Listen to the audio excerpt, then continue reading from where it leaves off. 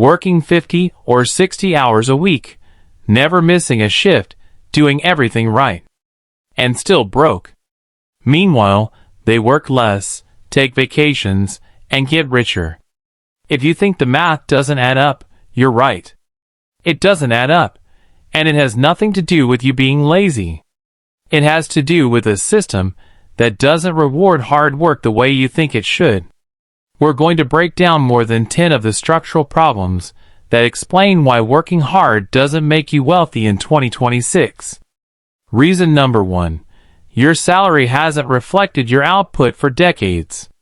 Between 1979 and now, productivity increased in the U.S. about 8 times faster than salaries. You make more value now in an hour and get paid less than previous generations. If pay kept up with productivity, the minimum wage would be over $18.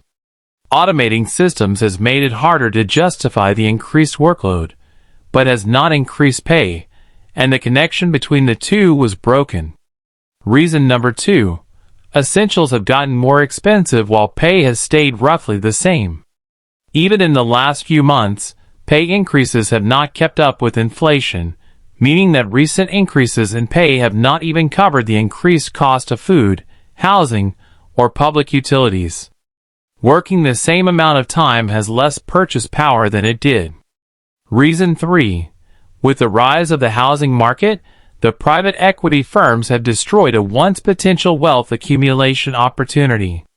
A typical home was costing about 3 times the median household income in 1990, compared to now, when it is nearly 8 times. This shift was not a result of individual failure to save. This shift created a structural barrier. This used to be the most important on-ramp for building generational wealth. For many of today's workers, this opportunity is no longer available. Reason 4. The majority of wealth is not distributed. It is consolidated among the richest. The richest 1% of American households comprise about 30% of all household wealth, approaching the levels of the 1920s. The bottom 60% of American households hold 2.5% of total wealth. When so few have so much, it is impossible for the majority of the population to earn wealth, no matter how hard they try. Reason 5. The tax code has distinguished how labor and capital are taxed. For labor, taxation is done automatically. For capital, taxes are only triggered when capital is realized, for example, when an investment is sold. Many feel the tax code has a bias toward capital. The top 1% hold 40% of the total capital gains of the nation. The harder you work for a paycheck, the more taxes you pay. The more capital you have, the more control you have over whether you get taxed at all, how much tax you pay, and when you pay taxes. Reason 6. Starting wages do not fall in the range of 0. They fall in the range of negative. Many workers have already incurred the costs of debt just to survive, and are paying off interest before they earn their first paycheck. Paying interest on loans to pay for living expenses means that working hard does not build wealth. It just prevents falling behind. Reason 7. There is a disparity between how hard you work and how much you make. Ultimately, your wage is set by someone else. This may be due to the offers and demands of the market, for example, the offer of labor and the demand by a company. One may work twice as hard, but if the market does not determine that you are worth twice as much, you will not earn twice as much. Those that are the most disadvantaged and have the least market leverage are full-time workers. Reason 8. Even with salary increases, expenses have an annoyingly and predictably consistent tendency to increase as well. Perhaps being promoted warrants living in a better apartment, or a new job means a new, nicer car.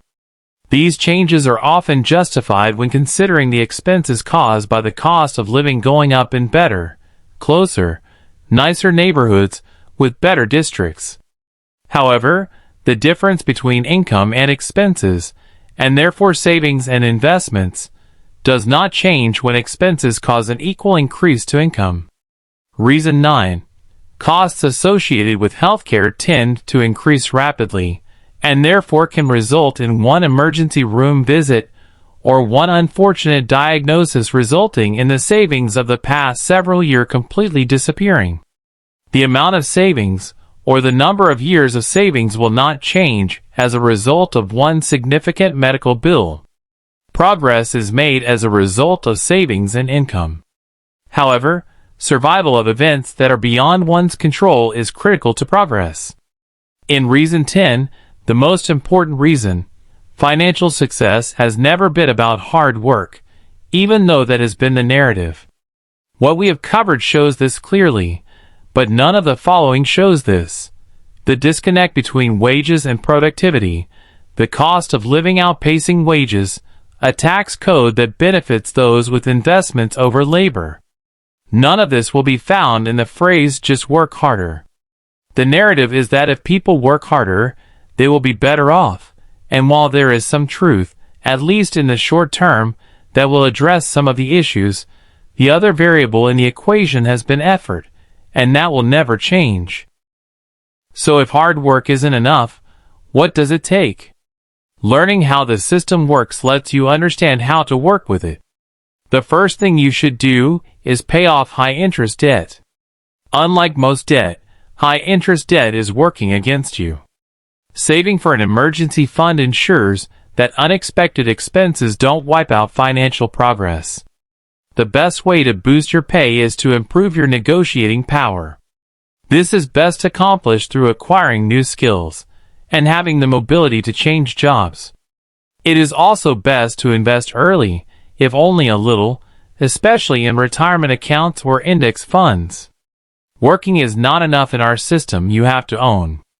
Although these system problems won't be solved, these take the game out of your hands and at least let you play with the system while keeping your eyes open. Society has taught you that if you just work harder you will be rewarded, but this is not true, so don't feel like there is something wrong with you. This is a clever system that uses your work for its own benefit.